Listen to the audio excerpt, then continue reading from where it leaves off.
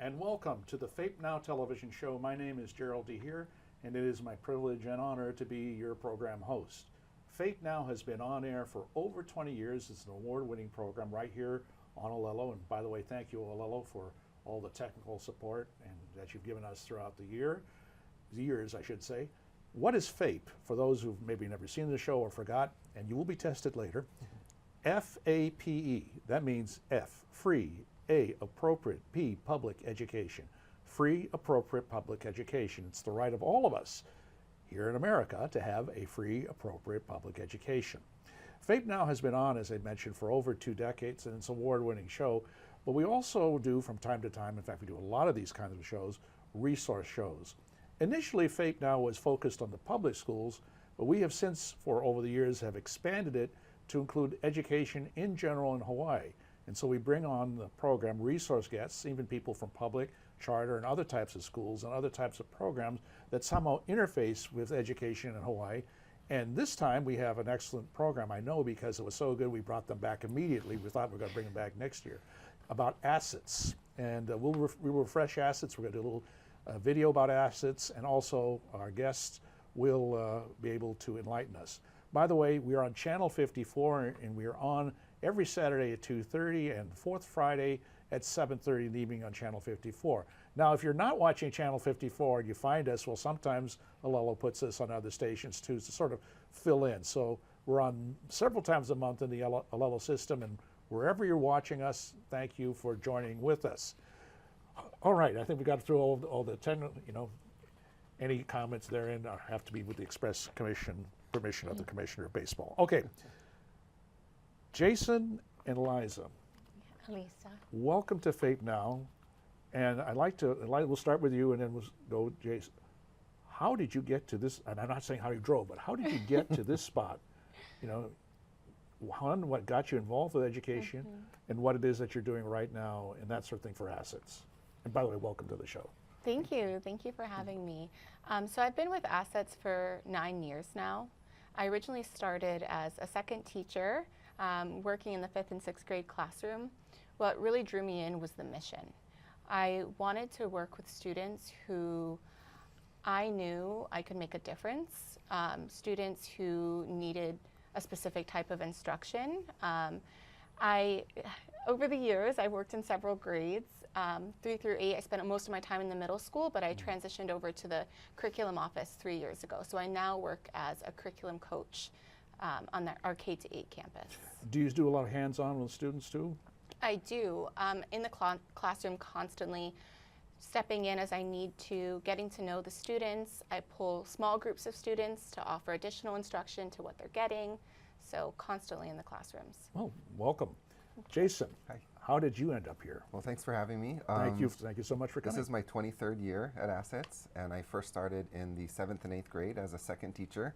I had always thought I would be a public school teacher, and I applied with the DOE, and they didn't call me back, and I needed a job, so I applied to a lot of different private schools, and Assets was the first that called me back. And I started this summer, and I saw, to me, what I learned in college about multiple intelligences kind of coming to life. I saw tremendous artwork in the halls. I saw performances on our backfield, and it just, it made me feel like home. And I've been there ever since. I couldn't imagine. What was your undergraduate work in? What did you get? Social studies. Social studies. Okay. Yeah. But you obviously have an interest in the arts and all those other Absolutely. things. Okay. Yeah. I'm not a very good artist, but I appreciate art. And some of our students are tremendous with artists. me, it's stick drawings. Yeah. Eliza, what was your major in college? Elisa. I'm sorry. It's okay. Absolutely. You can beat me up. So my undergrad was in secondary education and English literature. So I always planned on being an English teacher. I planned on teaching high school. I didn't expect to spend most of my time in the middle school classroom and teaching every subject. At that time, we were fully self-contained classrooms, though we've now moved to a departmentalized model. Well, now let's take a moment, and this gives a chance for the people in the control room to press the right buttons. We have the B-roll, which is introduction to assets. It's about a 5-minute video. And so, folks, when you're ready there, let's fire it up and take a look at Asset School.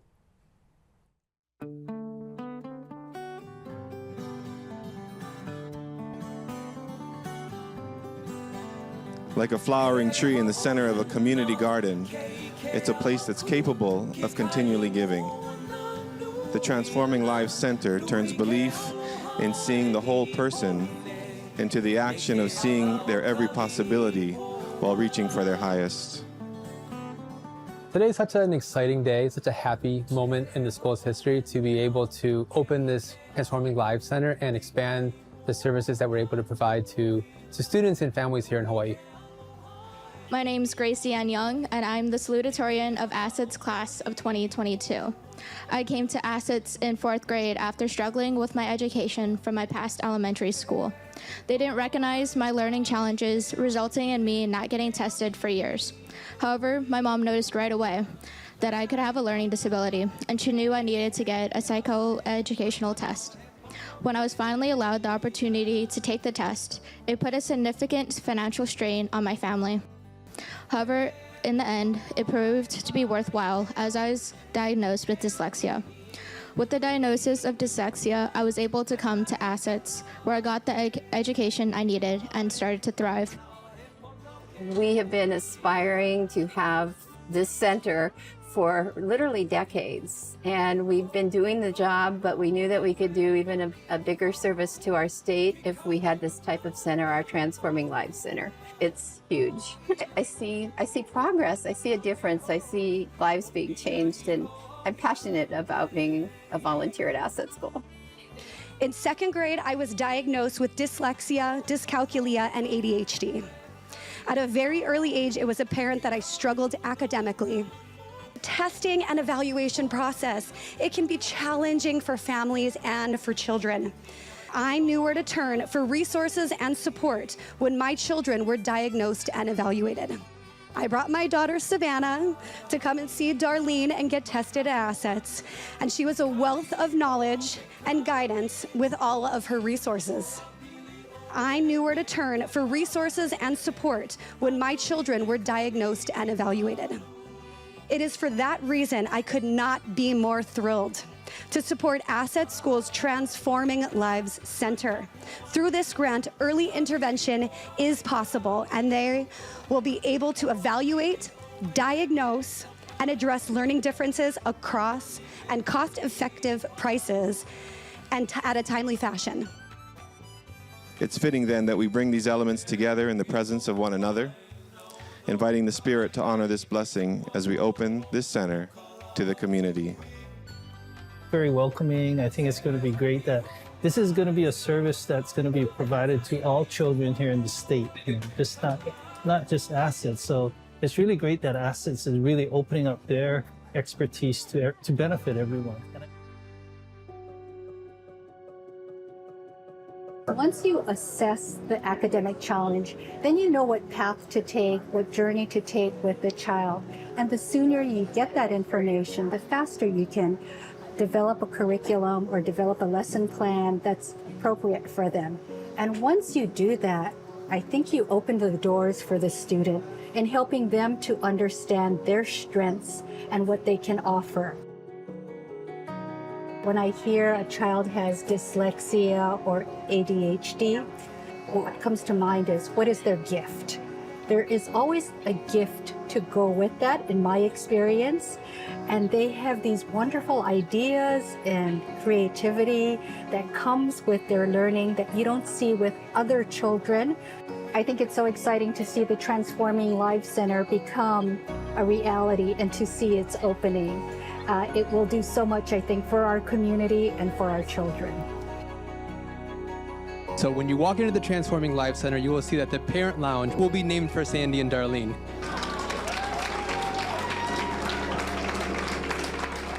They have spent 40 years helping families and children better understand themselves. And it's a tremendous gift and burden of care that you've given to the school for so long. For the teachers, for the administrators, for everyone, it's a community. It's just a community where, yeah, all of this can happen. Knowing that we're doing something that does make a difference, that fills your soul.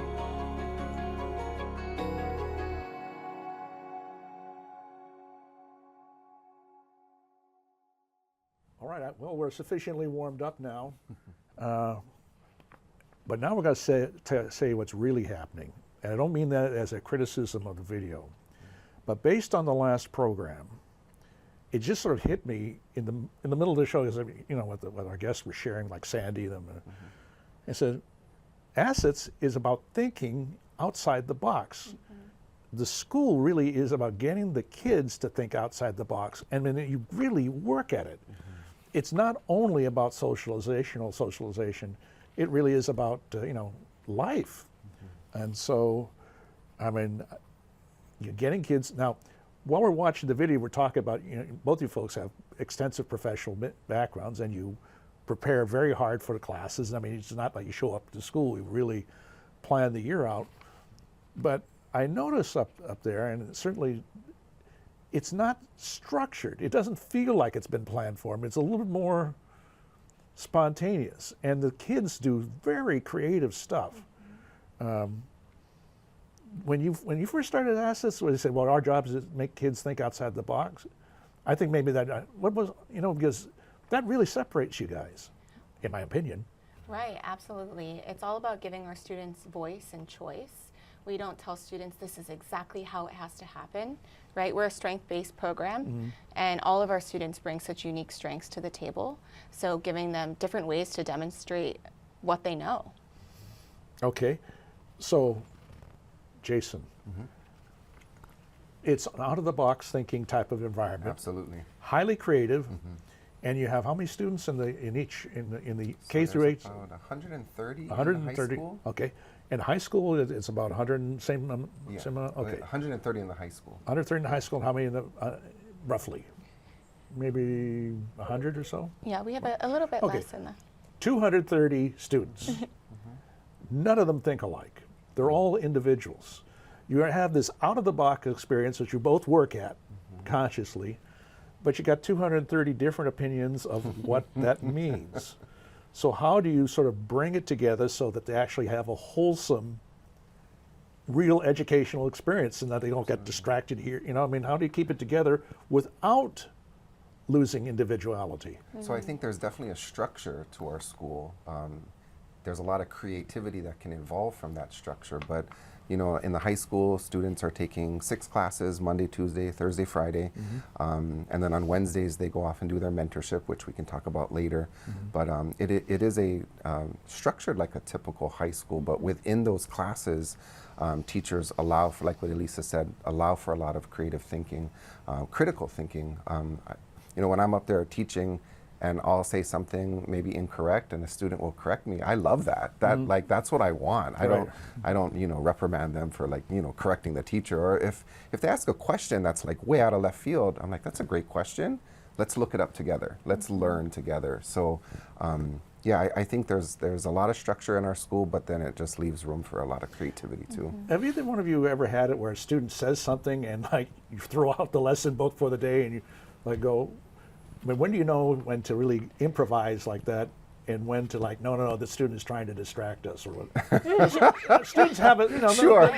they're kids. So Yeah. Folks watching, these are kids that we're dealing with here. So let's, Yeah, I think when somebody asks a really great question, or they want to go in a different route, I'm super flexible. I think that's one of the beautiful things about Assets is I don't necessarily have to follow a set of standards or curriculum. I have that creativity to kind of go with the student interest, like what Elisa was saying.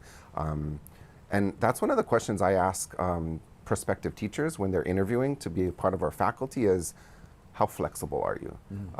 When I first started teaching, I had planned out lessons maybe a month in advance. Right. And they didn't always go as planned, and I wasn't a flexible person when I first started, and I was just kind of racking my brain, and I just had to give my permission to let the students kind of drive. So sometimes I thought students would be really interested in this curriculum that I created, and it was kind of going downhill. So I have to adjust, and then I find out from them what are they interested in, and kind of tailor that to their interests. The thought just hit me, and I know it's completely off the wall, so forgive me. Madam Curriculum Manager. How do you know when to promote a student from one grade level to the next? because it is so free form. It's constructive and positive, but like Jason said, he had a program. You're a curriculum manager. You're supposed to get your students at one grade level in order that they accomplish it, that you can move them into that. Or like the big shift, of course, is from the K-8 to the high school. Right. So what kind of testing, or how do you sort of know that they're ready to move on to the next level? Well, first off, we have multi-age classrooms. So, for example, 3rd and 4th graders are grouped together, 5th and 6th. Our middle school classes are 7th, 8th. So we don't base them on just their chronological age. We base them on what strengths and challenges, what they're needing in the classroom. Our students come in with a battery of testing. So, cognitive testing to really see how their brain works, accommodations for what works for them in the classroom. But we're constantly updating their testing to measure their growth against themselves, right? And really, what does their own progress look like? How are they responding to instruction? If it's not working, we step in and say, what do we need to shift here? So that's really my role, is working with the teachers on how to interpret that data, and then working with the families so that way they can support their student as well. Do you, because we talked last time specifically about, there were a couple students that I've encountered when I did my part-time work up there. They're geniuses, arguably geniuses. Yeah. But supposing you've been in this game for a while, you have a genius student, and they're so focused on what they want to learn, and you know how determined they are and how structured they are in their own way. But don't they also have to come out of that grade level with an idea of some other things? Just because you're a genius in mathematics means that you should know who the president of the United States and the governor is, or English. If you're like, can they write a paragraph? I mean, they can do complicated math equations, no problem. But can they write 3 sentences together? So, deal with that. Absolutely. Yeah, I think write those 3 sentences about a math topic that you really love. So you're capitalizing on student strengths, and kind of helping them where they may have some deficit, but using what they're interested in. And like what Elisa was saying about mixed grade levels, the high school's the same way.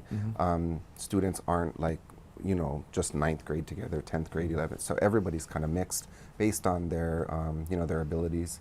And I had a student once that started 9th grade in calculus, and just like, wow, this mathematical genius. But yeah, I think you find out what students are really interested in, and then you kind of tailor the curriculum to that. What role do the parents play? And I'd like both of you to comment. What's their responsibility? Let's say they get into assets. They've been, they're now accepted. Or I don't know if it's accepted is the word, but they are going to be students. Right. What do you expect of the parents? So I think from what I've heard from parents in my many years at Assets is they're relieved when their child is at Assets, because whatever school they were at before may not have been able to provide for them what they needed. And so work at home was often a struggle.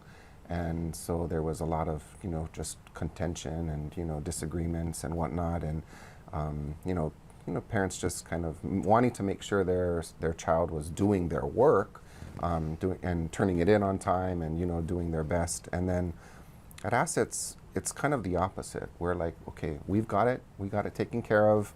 In the high school, we don't believe in a ton of homework. It's not like a homework overload, because we believe that the child should have a life outside of school, whether they're doing sports or different extracurricular activities. So there is some homework, but it's not an overload.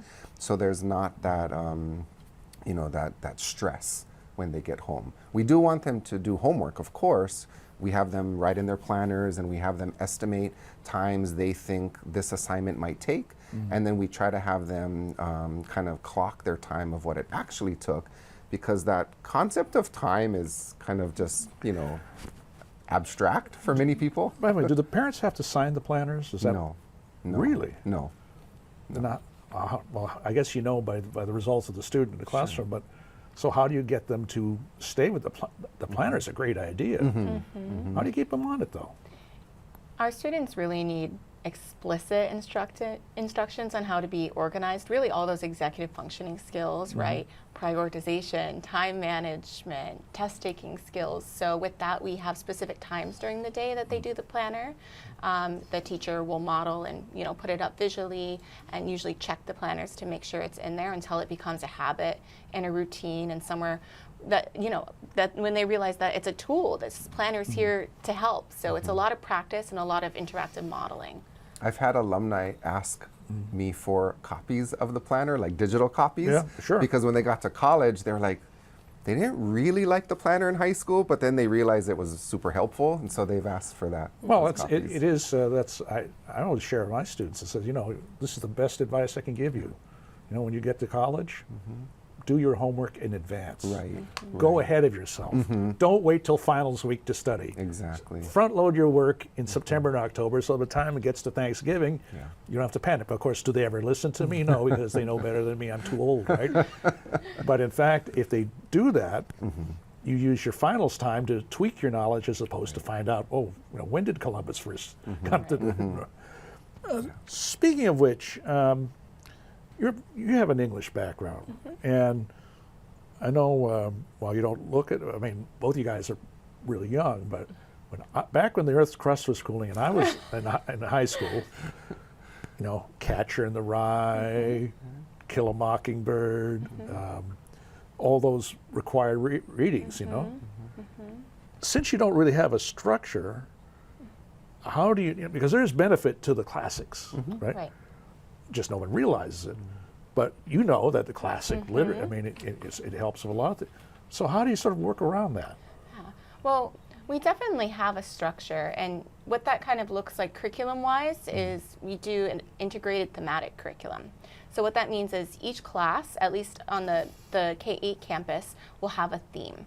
And that theme is the lens at which they look at all their curriculum. And the idea behind that is that if they're learning about one essential question and one, you know, concept, and they're really diving deep and going across content areas and making those connections, they're going to retain it better. They're going to be able to apply it more to authentically, you know, to the world around them. So what that means is oftentimes the readings are also connected to those themes. And the classics definitely have their place, right? So it really depends exactly on what the theme is and what they're learning that year and what the students are interested in. And, you know, there are some books that they'll read together as a class. There are some that'll be independent, but we also encourage, you know, audiobooks so that way they can access those books that are higher level because they're great thinkers, right? They're cerebral. So it's really giving them access to the content, even if they can't necessarily decode all of the words. I mean, it's just sort of, as when you mentioned audiobooks, now that audiobooks are accepted, you know, and everybody uses them, and you have also, and you can also download portions from the internet. In terms of audiobooks versus just text, what's the right mix? And I'm just asking not from an asset, but just in your experience as teachers. I think it's different for everyone. So you could actually do both. Like I had a student that reading wasn't necessarily working. Audio wasn't working, but together, reading and listening at the same time, that clicked. So I think it's just different for everybody, and you just need to kind of do trial and error, see what works best for you. Sometimes I tell the students, like, sometimes I'll read a page and I'll just be like, what did I just read? I have to go back and read it in. So having that like metacognition and helping them understand like what's going on in your brain as you're trying to decode information. I mean, well, we also, and we discussed it a little bit last time, and we discussed it in all our programs. Over the years of F.A.P.E. now, the cell phone has now become the smartphone, and now every student in every grade level more or less has one. Since, you know, if you go to drive on any bus in Honolulu, everybody is doing this with their cell phone. Everybody. Even I think it's sometimes at dinner time, everybody, you know, if you're not, right? Much less if people are having dinner. So the cell phone thing is a real issue. So as people in the class, how do you deal with it? Yeah, so they're not allowed unless they're used as a tool in my classroom, and I think it's pretty much across the board for other teachers as well. Sometimes I'll have students that they aren't the best note takers, but they want to take a picture of what's on the board before I erase it. sometimes when there's like independent work time, students will want to listen to some music. That helps them focus. So as long as there's a purpose for it, then I'm okay with it. But other than that, they're put away. And sometimes I think like, okay, if what they're looking at on their phones is more interesting than what I'm delivering, then maybe I need to step up my game as a teacher. And on the K-8 campus, you know, the kids are still young, right? They're still really learning to manage themselves and manage their technology. So we just have a no cell phone rule. You know, in the middle school, we just collect the cell phones and keep them out of sight, and the teacher watches them. And the reason for this is that students have iPads. We're a one-to-one iPad school. They can use this technology as a tool, and we know that it's safe. It's protected. We have a firewall through our Wi-Fi, and we can really monitor what's happening there to keep them safe because they are younger, and we're still teaching them that self-regulation.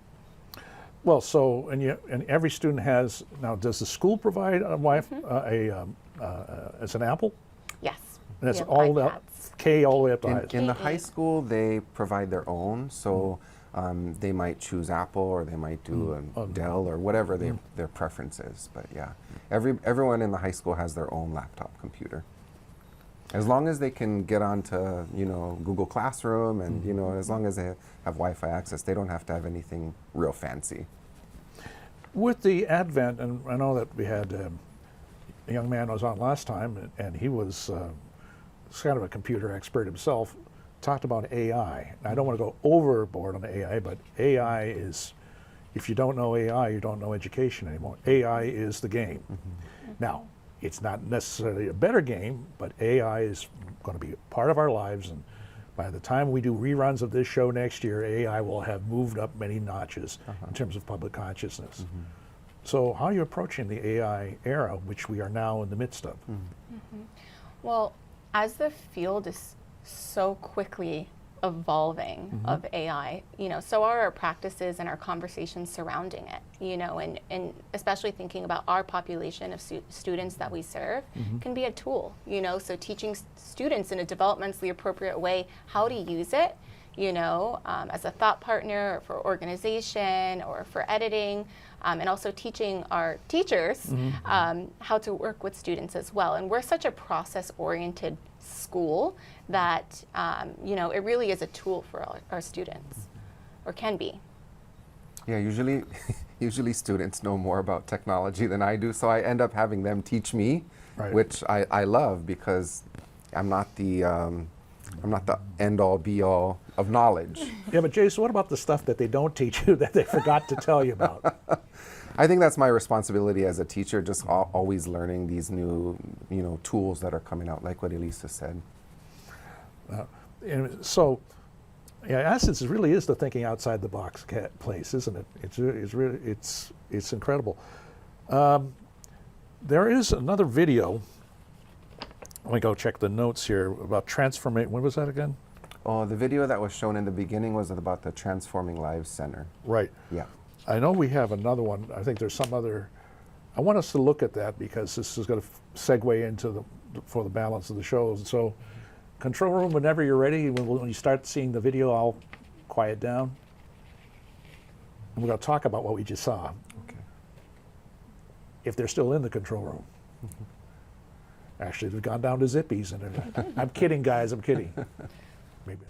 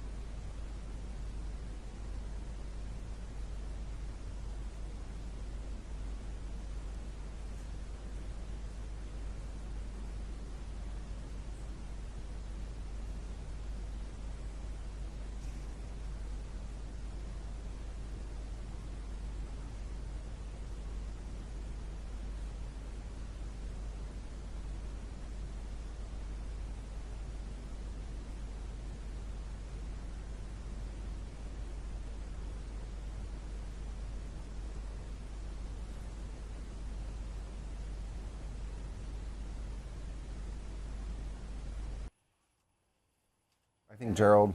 Okay. Yeah. Well, I think what happened is that that's my fault. We reversed the videos that were, but in a way, it's sort of, because ending up with that robot, you folks have an active robotics Absolutely. program.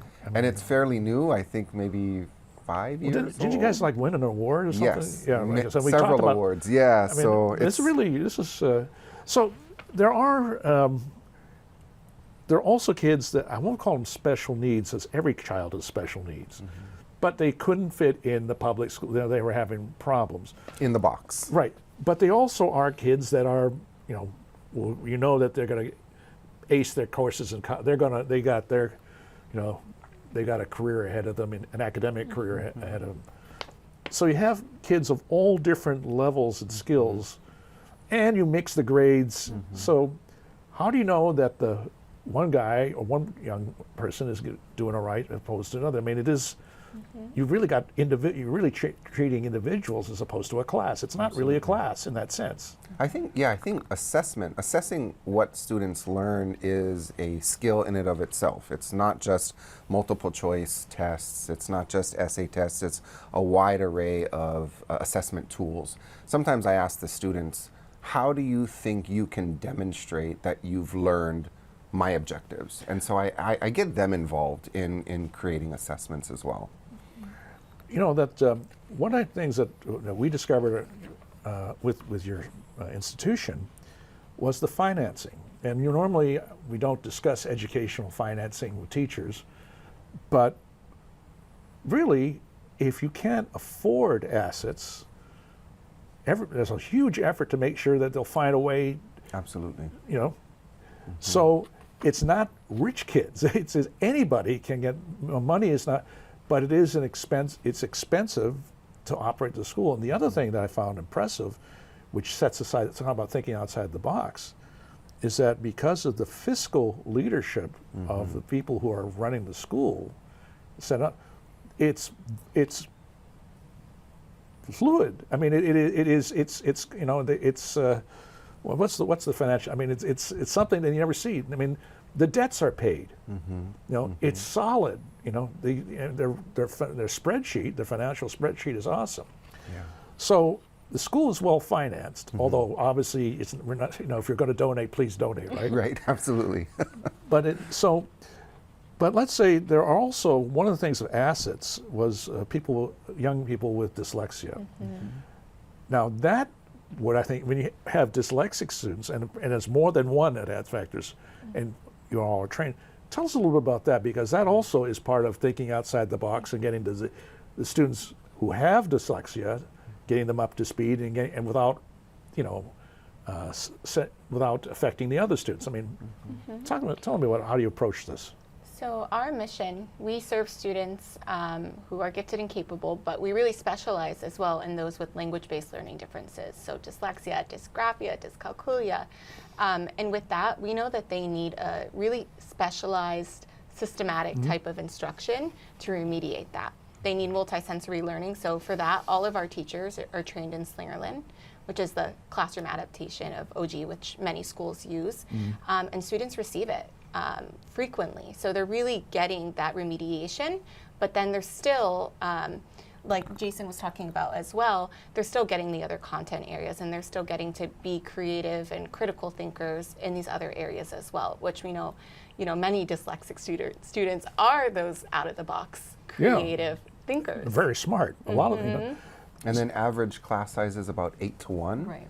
So that it's you got that attention to give to the students, because even though we try to group them by their ability as best as can, these are 8 different minds working differently, right? And so 8 to 1. I mean, I wish every school was 8 to 1. I think a lot of our problems would be solved. Well, that is arguably this is the thing. Every year in election, we're in the middle of election season right now, and everybody wants to improve education. Lower the class size. I mean, it's a no-brainer. Right. Go. They should maybe hang out at your school for a while. Now, will the education establishment have the courage to push for the kind of funding, because it'll basically double but on the other end, students are ready to go. Yeah. Speaking of ready to go, mentorship. Yes. Why is mentorship such an important part of the Assets program? Oh, I get emotional thinking about it just because it's such a huge part of our school program. I became the mentorship coordinator a couple years ago, but I was involved in mentorship ever since I started in the high school in one way or the other. But so our students in high school go to their 6 periods a day, Monday, Tuesday, Thursday, Friday, and on Wednesdays they go out into the community. And they start in September and they end in April, so they're going for the full year. They're going out into a real world job situation. So I interview them in May, and I try to get their interests and the skills they want to develop, and I ask for their top 3 choices on what they want to do for mentorship. And then my job over the summer is to place them. We have about 400 sites in our bank of mentorship sites around the island, but I'm always looking for more. This year, I think it's a record. I think we've got about 15 or 16 brand new mentorship sites, and those are all from parent and student leads. So yeah, we're always looking to grow our bank of mentorships, and I just really want to thank all of the mentors out there for, they're doing a huge service to our students. They're role models for our students, and they're shedding light on a possible career that these students might be interested in, and kind of what it takes to get into that career and be successful. The students are responsible for doing timesheets, but it's through a mobile app, and so they get credit for their time there, and they do some reflecting in homerooms. We have them do some assignments, asking them about things like communication. What's communication like at your workplace? What are standards for like dress code? What do you do when you encounter a problem in the job sites? So we give them prompts, and then at the end of the year we do a big expo where students, families, mentors are invited, and the students give a 10 to 12 minute presentation about their mentorship site and what they're all about, and then what they learn from that experience. So they do that from 9th through 12th grade. Before they get the job, they have to do resumes, cover letters, they have to interview, they have to research the company that they're applying to. So it just builds like all kinds of real world skills. So the mentorship program, if you're a 9th grader, you can get into the mentorship program? So the 9th graders are on campus and they're working as teams. So we have, this year we have a makerspace, we have rocketry, we have photography, we have visual arts, East Asian arts and crafts. So we have them working in teams, and then we commission them to do different projects for the school. So it's not a business per se, but they are emulating what a business is like. They're getting commissioned work.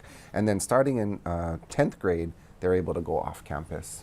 Do some of the kids that you have mentors, do they go all 3 years with one particular business? Or usually not. We usually ask that they try out other things.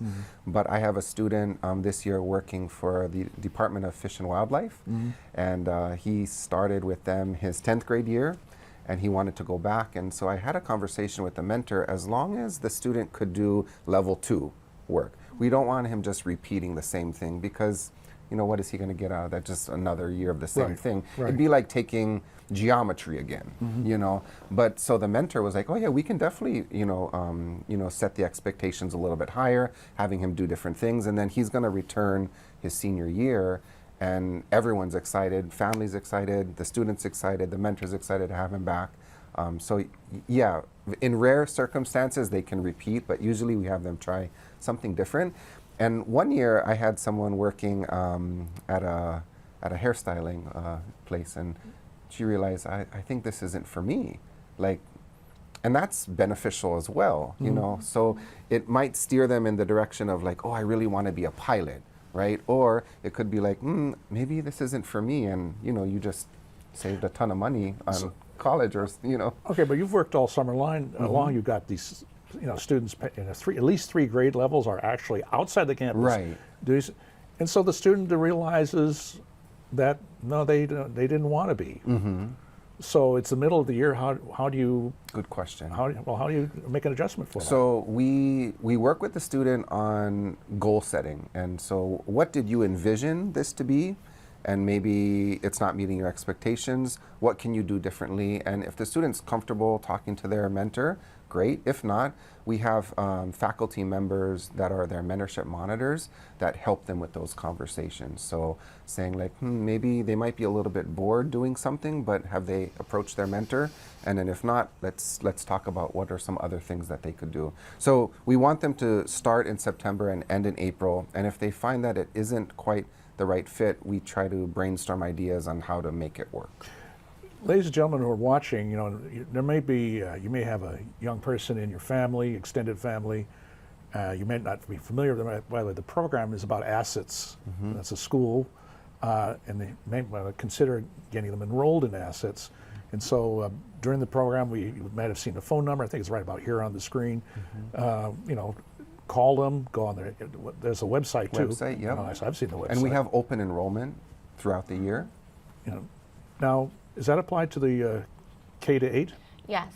We also have open enrollment throughout the year, and we also have open houses that we do frequently. So if you want to actually come to our campus, see what it's all about, see it in actions, ask any questions that you have. Have you enrolled students that, let's say, you had open house? I mean, obviously summertime is a good time for open houses. You had one today, I think. We had a new parent orientation today. Okay, yes, there's a lot of, do you have open houses after the holidays? We have them throughout the school year, at all points of the year, because we know that sometimes people find us because their child is having a hard time in another institution, and they need to find something that better fits their need. And sometimes it's urgent. Sometimes they can't wait until the next school year. Okay, let's rifle in on let's really scroll down into the student who is in, let's say, an elementary school, public or private. The parents or the guardians have realized that it's not happening. The student seems to be falling further back. They attend an open house. How do you get now? This is a student that's coming into a school with maybe 100 other students, right? How do you get them at that level, so they can get up to speed enough so that they don't set the class back or become too disruptive, but at the same time that they have a positive experience, so they can kind of like, get back to learning. Right.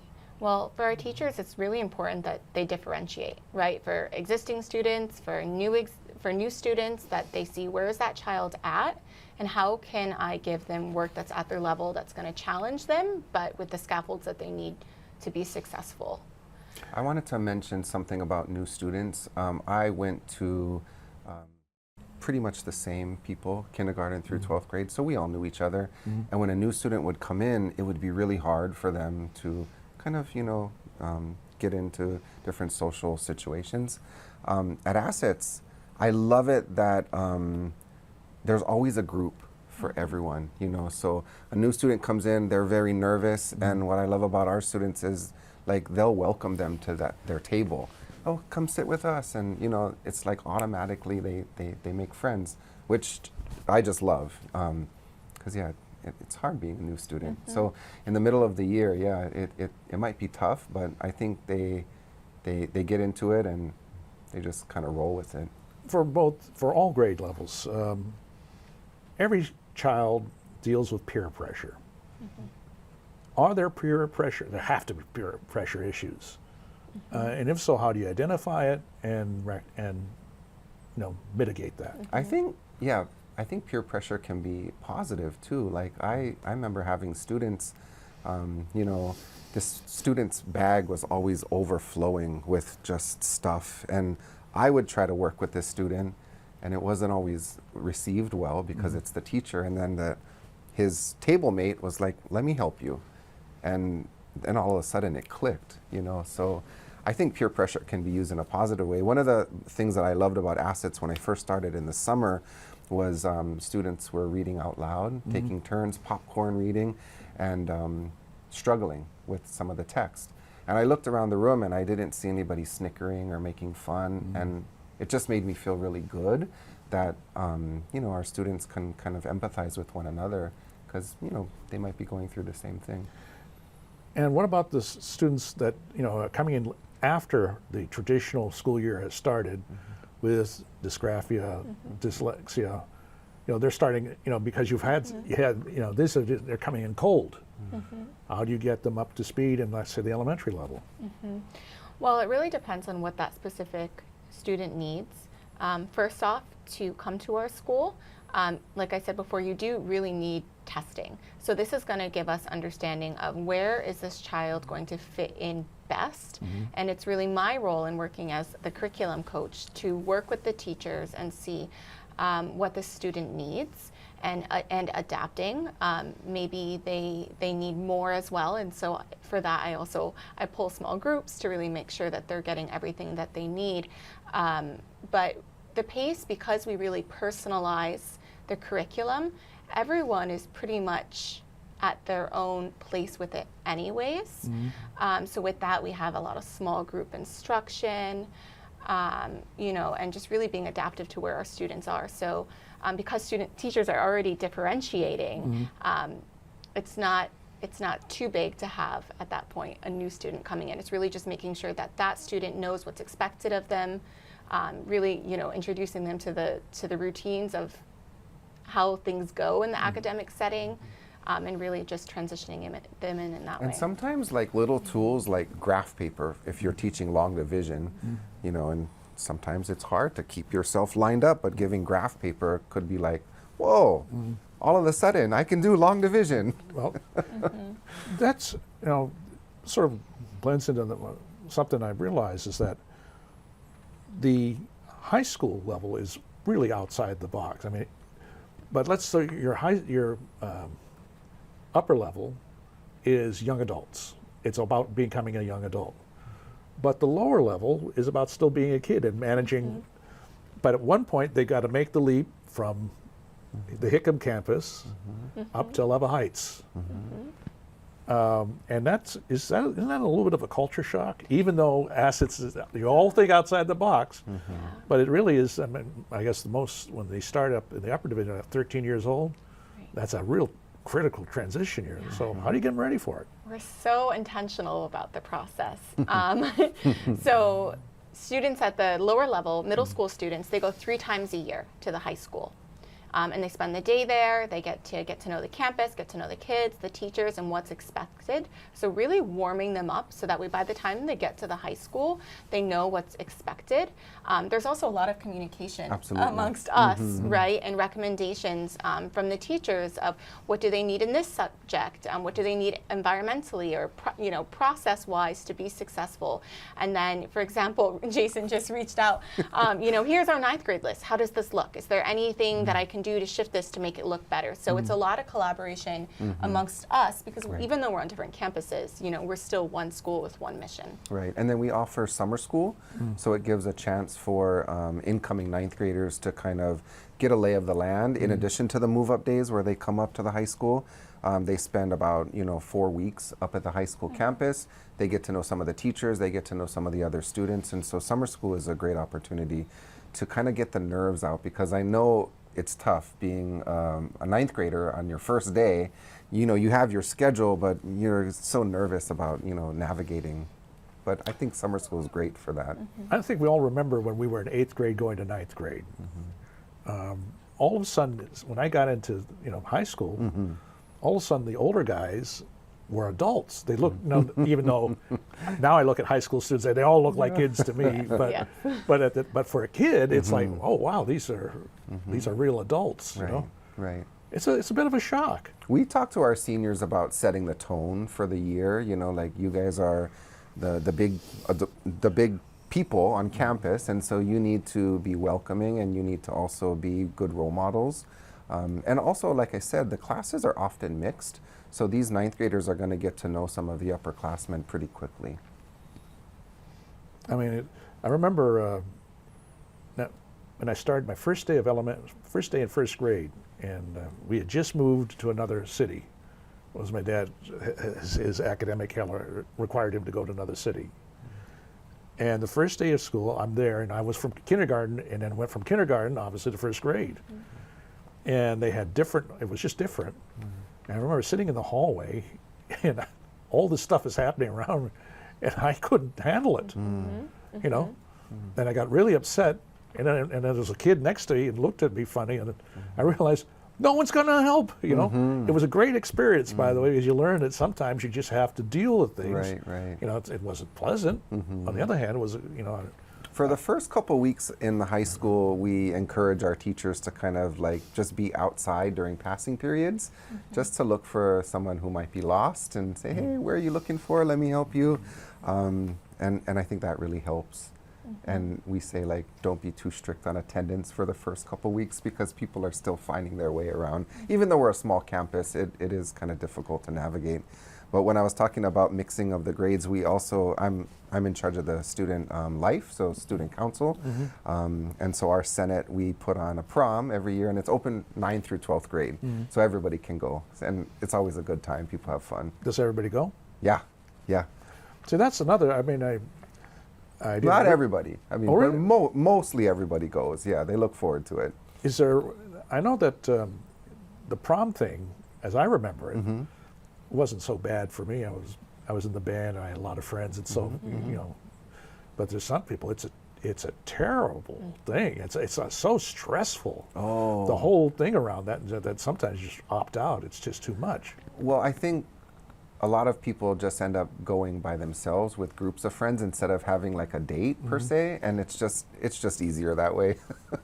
Just go as a group of friends, and you know, we have a DJ and people are dancing, enjoying food, but we also have like different activities on the side because not everybody likes to dance, so we have, you know, different things going on. We just want to make sure people have fun. That's the other part of my job, is just making sure people have fun at school.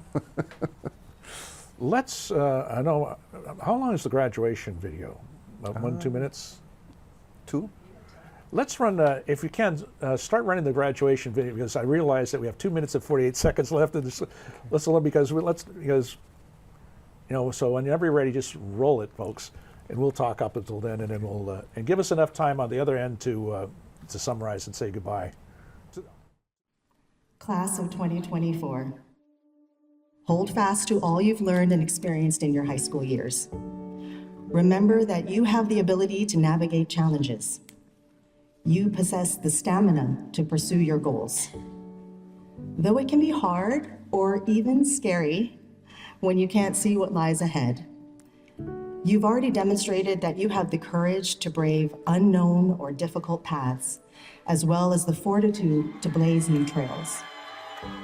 The world and your dreams await. Enjoy every milestone and every moment as your journey continues. Your high school graduation day is a monumental milestone. Class of 2024, I want you to look around you. Look out to all the guests that are here with you. Take it all in. This is the moment that felt so distant and impossible at times. But you made this possible. You made it to this moment. Now it's time for you to make more possibilities and reach even greater milestones. And we, all of us here in this auditorium, and so many more who are here in spirit and aloha, will be celebrating you every step of the way. Congratulations, Class of 2024. We are so very proud of you and hope you are proud of yourselves too.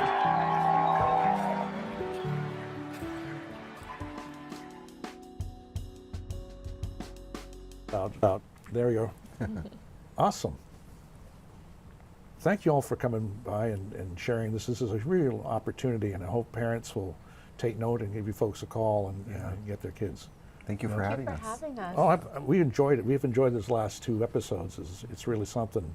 And folks, that's what it's all about. F.A.P.E Now is on. We hope that you've enjoyed the program. Please check out Assets School. You can check their website. We've provided information. And of course, you have professionals like you folks on there. And there's a whole team of people, actually. So let's, again, it's about proving education for all of us and all of us benefit. On behalf of F.A.P.E Now and Olelo, I'd like to say thank you for your kind attention, and we'll see you in the next episode. Aloha, and have a great day.